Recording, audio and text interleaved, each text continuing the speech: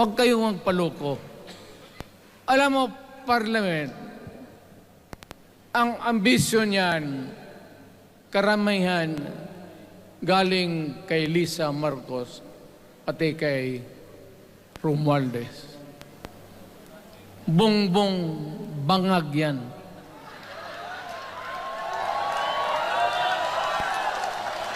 That's why sinasabi ko na sa inyo ngayon, si Bongbong Marcos bangag noon, ngayong presidente na bangag natin ang presidente.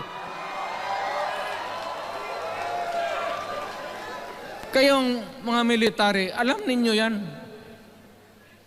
Lalo na yung nasa Malacanang. Alam ninyo. The Armed Forces of the Philippines, alam ninyo, may drug addict tayo na presidente.